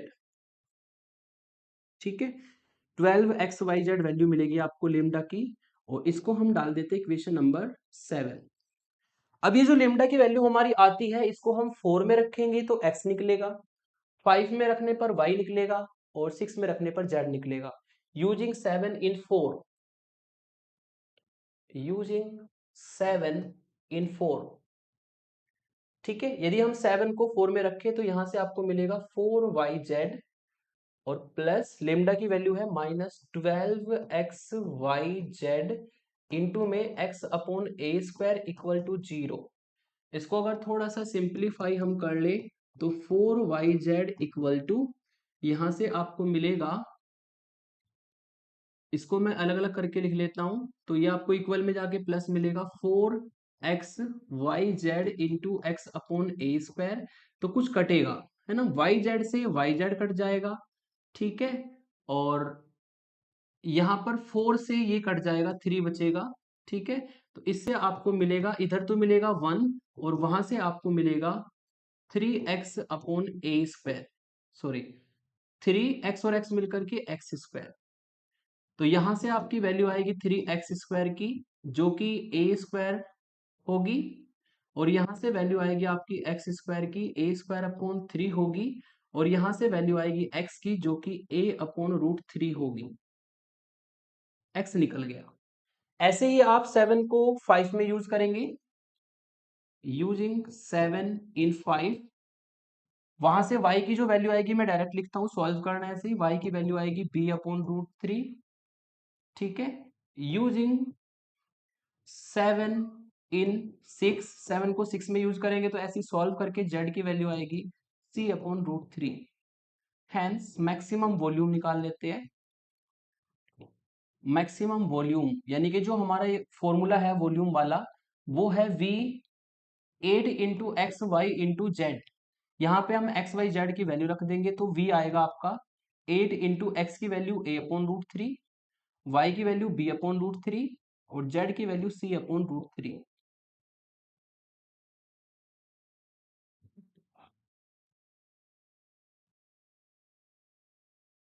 तो इस तरीके से हमारा मैक्सिमम वॉल्यूम आ जाएगा 8 abc अपॉन 3 रूट 3, ये इसका आंसर होगा। लेकिन इंपॉर्टेंट बात ध्यान रखना कि लेंथ, विड्थ और हाइट को 2x 2y 2z ही मानना है। जब इलिप्सॉइड हमारा रेक्टेंगल के अंदर बना होगा। इस तरह के मैं एग्जांपल भी दूंगा आपको होमवर्क में। यहां पर भी देखो फाइंड द प्रेशर, P दिया है और सर स्पेयर दिया है। हाईएस्ट प्रेशर पूछा है इसने, है ना। हाईएस्ट प्रेशर मतलब ये U की जगह ट्रीट होगा, ये फाई की जगह ट्रीट होगा। फाई में तीनों टर्म की सेम पावर है, एक्स की, वाई की, जेड की, तो टाइप 2 से कर देना, बहुत इजीली हो जाता है। Show that the rectangular solid of maximum volume that can be inscribed in a sphere. ठीक है, यहाँ पर भी जो रेक्टेंगुलर सॉलिड है वो स्पेयर के अंदर बना है। अगर स्पेयर के अंदर आपका रेक्टेंगुलर सॉलिड बना है तो सेम तरीके से यहाँ पर 2x 2y 2z length width height मान के इसको सॉल्व कर दीजिएगा। Use Lagrange method of multiply, find the minimum value of this, ये तो सिंपल ही हो जाएगा। ठीक है, इसको u मानना, इसको आप 5 मान के इसको भी ऐसे ही कर दीजिएगा टाइप 2 से। फिर इसमें टाइप 3 में क्या होता है कि टाइप 1 टाइप 2, ठीक है, उससे भी इजी हो जाता है टाइप 3, जिसमें लेमडा की वैल्यू डायरेक्ट आ जाती है। जैसे कि यहाँ पर क्वेश्चन दिया है, स्पेशल एग्जांपल कहते हैं इसको, लिखा है मैंने when value of lambda come directly, जब लेमडा की वैल्यू डायरेक्ट आ जाए तब इसको लगाते हैं। ए स्कोप probe in the shape of ellipsoid, ellipsoid की इक्वेशन दी है, enters the earth atmosphere and its surface begin to heat. ठीक है, इसका सरफेस जो है हीट होना शुरू होता है इलिप्सॉइड का। फिर after 1 hour the temperature at the point x Y z on the surface is this. 1 घंटे बाद आपका जो टेम्परेचर है वहां पर सरफेस का वो हो जाता है ये टी की फॉर्म में जो दिया है। Find the hottest point, hottest point का मतलब हाईएस्ट टेम्परेचर, होटेस्ट पॉइंट का मतलब हाईएस्ट टेम्परेचर पर जो पॉइंट आएगा एक्स वाई जेड, वो फाइंड करना है, एक्स की, वाई की और जेड की वैल्यू। तो सिंपल सी बात है, होटेस्ट पॉइंट होटेस्ट टेम्परेचर से मिलेगा तो इसको हमें as a u function treat करना होगा और इसको हमें as a phi function treat करना होगा, जो कि मैंने यहाँ पर माना है। ठीक है, टी को मैंने यू फंक्शन की तरह ट्रीट कर लिया और फाई मैंने जो ऊपर लिखा है उसको ट्रीट कर लिया। फिर हम वही लैग्रांज आइडेंटिटी लिख देंगे। ये होल्ड कब होगी, जब तीनों की तीनों टर्म 0 के बराबर लेके चलेंगे। इसमें वैल्यू रख देंगे, एफ का एक्स के रेस्पेक्ट में करेंगे तो 16x होगा, प्लस लेमडा फाई का एक्स के रेस्पेक्ट में करेंगे तो 8x होगा इक्वल टू 0। ऐसे सारी वैल्यूज रख लेंगे। ठीक है, इसको अगर सॉल्व करें ऊपर वाली इक्वेशन को तो x से x कट जाएगा, 8 से 16 कट जाएगा, लेमडा की डायरेक्ट वैल्यू आ जाएगी -2। यानी कि यहाँ पर आपको लेमडा की डायरेक्ट वैल्यू मिल गई। अगर लेमडा की वैल्यू डायरेक्ट मिल जाए तो आप इस तरीके से क्वेश्चन को प्रोसीड कर सकते हैं। ठीक है, तो लेमडा की वैल्यू हमारी जो है -2 आ जाएगी। दूसरी वाली इक्वेशन को सॉल्व करके ये आएगा, तीसरी वाली इक्वेशन को सॉल्व करके ये आएगा। तो अब इस लेमडा की वैल्यू -2 को हम इक्वेशन नंबर 4 में और 5 में रख देंगे। 4 और 5 में अगर रखेंगे तो ये दोनों इक्वेशन मिलेगी आपको। फिर ये 6 डाल दो, उसको 7 डाल दो, 6 को हम 7 में रख देंगे। जब 6 को 7 में रखेंगे तो यहाँ से आपको सॉल्व करके y की वैल्यू मिलेगी, और चूंकि y जो है z के बराबर है तो z की वैल्यू भी सेम हो जाएगी -4/3, जो कि मैंने इधर लिखी है। तो y निकल गया, z निकल गया, x बचा है। x निकलेगा आपका सरफेस वाली इक्वेशन से, फाई वाली इक्वेशन से। तो जो ये वाली इक्वेशन है 4x² + y² + 4z² = 16, इसमें ये z की और इसमें ये y की वैल्यू हम रख देते हैं, और इसको रख के सॉल्व जब करेंगे तो x की वैल्यू आएगी +-4/3। तो यही हमारा वो टेस्ट पॉइंट होगा, +-4/3 -4/3 और आपका ये -4/3। तो यदि आपको इस तरीके से लेमडा की वैल्यू डायरेक्ट मिल जाए तो इस तरीके से आप इक्वेशन में, नीचे वाली इक्वेशन में रख के इसको सिंपलीफाई करके एक्स वाई जेड डायरेक्ट भी निकाल सकते हैं। ठीक है, तो जितने भी हमारे टॉपिक थे, जितने भी इंपॉर्टेंट क्वेश्चंस थे, वो सभी इस स्लाइड में हमारी है। ठीक है, कुछ मैंने होमवर्क में दिए हैं, कुछ मैंने खुद कराया है, और सारे के सारे कॉन्सेप्ट मैंने अच्छे से क्लियर कर दिए। मैंने आपको बता दिया टाइप 1 कब लगता है, टाइप 2 टाइप 3 में क्या करते हैं। अगर आपसे कोई क्वेश्चन होमवर्क का नहीं होता है तो जो मेरी ओल्ड वाली प्लेलिस्ट है, जो मैंने एप्पल आईपैड से बना रखी है, उससे जाकर के आप हेल्प लीजिए, आपके क्वेश्चन सॉल्व हो जाएंगे। क्योंकि वो जो ओल्ड प्लेलिस्ट है उसमें कंटेंट जो है A1 है सारा का सारा, उसमें कोई क्वेश्चन मैंने स्किप नहीं कर रखा। वीडियो की जो प्लेलिस्ट है वो थोड़ा बड़ी दिखेगी, लेकिन उसमें मैंने एक एक क्वेश्चन भी अपलोड कर रखे हैं सोल्व करके। ठीक है, अगर आपको अच्छे नंबर लाने हैं तो आप होम असाइनमेंट के क्वेश्चन साथ के साथ में करते रहिए। तो आज के लिए इतना ही रखते हैं, नेक्स्ट वीडियो में लेकर के आता हूँ very important topic Jacobian. Thank you for watching.